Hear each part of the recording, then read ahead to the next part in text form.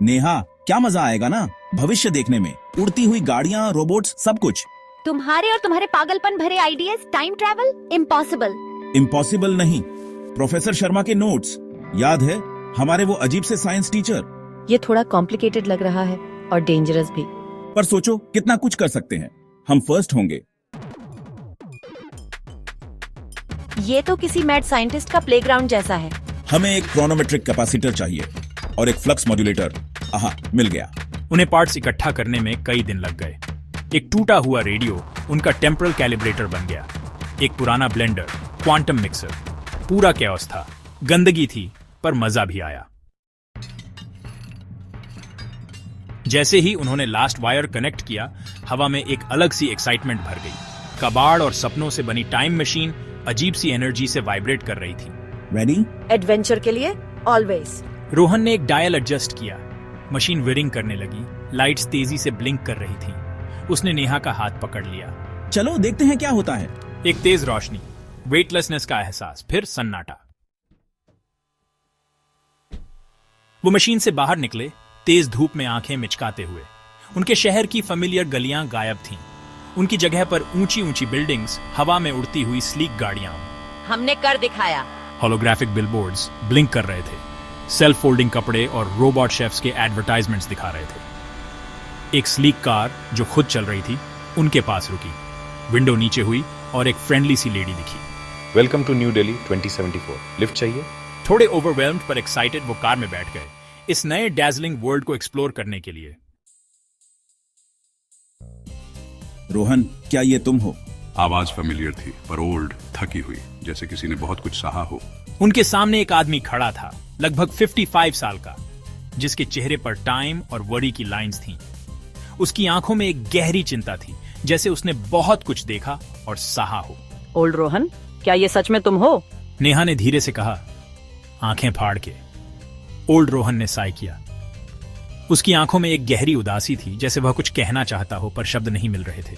मुझे इस दिन का डर था। टाइम के साथ ये छेड़छाड़ खतरनाक है। तुम पास्ट नहीं बदल सकते और फ्यूचर को कंट्रोल करने की कोशिश नहीं करनी चाहिए। ये सब बहुत रिस्की है। पर रोहन तो अपने ओल्डर सेल्फ को देखकर हैरान था। उसे यकीन नहीं हो रहा था कि वह अपने फ्यूचर सेल्फ से मिल रहा है। वाओ, मुझे रिंकल्स आएंगे। और तुम कितने सीरियस लग रहे हो। लाइटन अप ओल्ड मैन, क्या तुम हमेशा ऐसे ही रहोगे?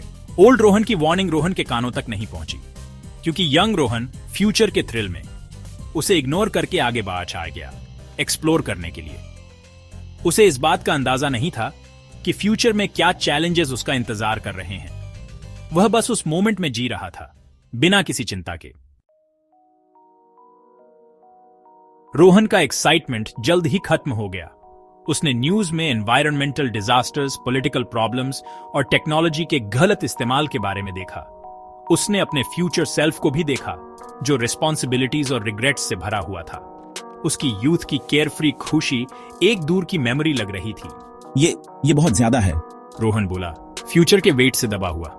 उसका यूथफुल एरोगेंस टूट गया और उसे लाइफ की कॉम्प्लेक्सिटीज समझ आने लगी। नेहा ने उसके आर्म पर हाथ रखा। तुम्हें दुनिया का बोझ अपने शोल्डर्स पर नहीं उठाना है रोहन। आज के लिए जियो। उन्होंने अगले कुछ दिन फ्यूचर के वंडर्स एक्सप्लोर करते हुए बिताए, पर इस बार एक नए पर्सपेक्टिव के साथ। हर एक चीज को उन्होंने नए नजरिए से देखा, जैसे कि पहली बार देख रहे हों। उन्होंने इंटरैक्टिव म्यूजियम्स विजिट किए, जहां हर एग्जिबिट ने उन्हें सोचने पर मजबूर कर दिया।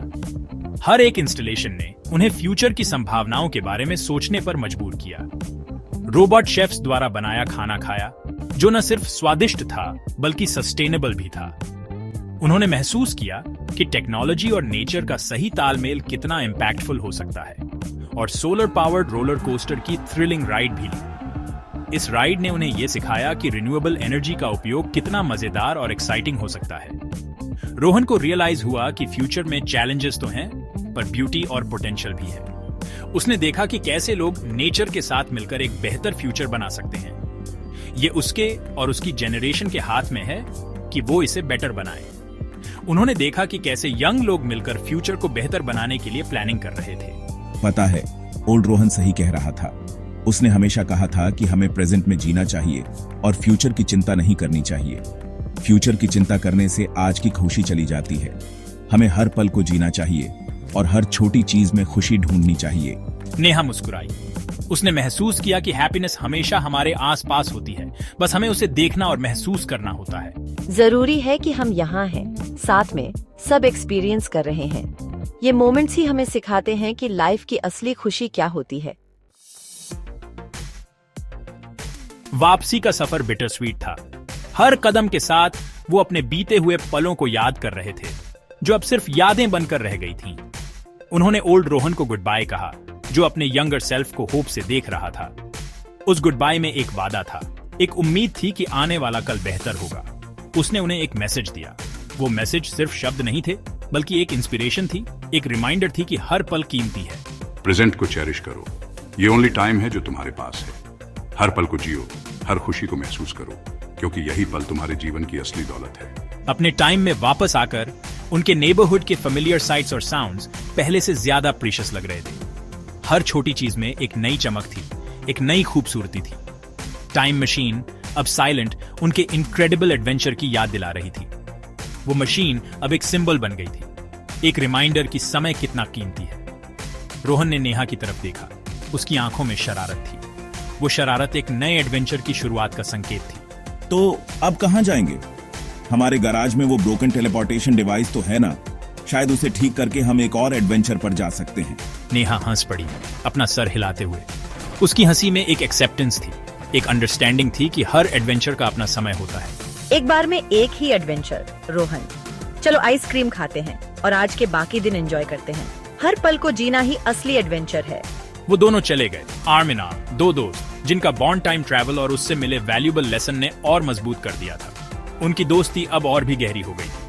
वर्तमान एक तोहफा है और इसे पूरी तरह से जीना चाहिए। हर दिन, हर पल एक नई शुरुआत है, एक नया अवसर है खुशियों को पाने का।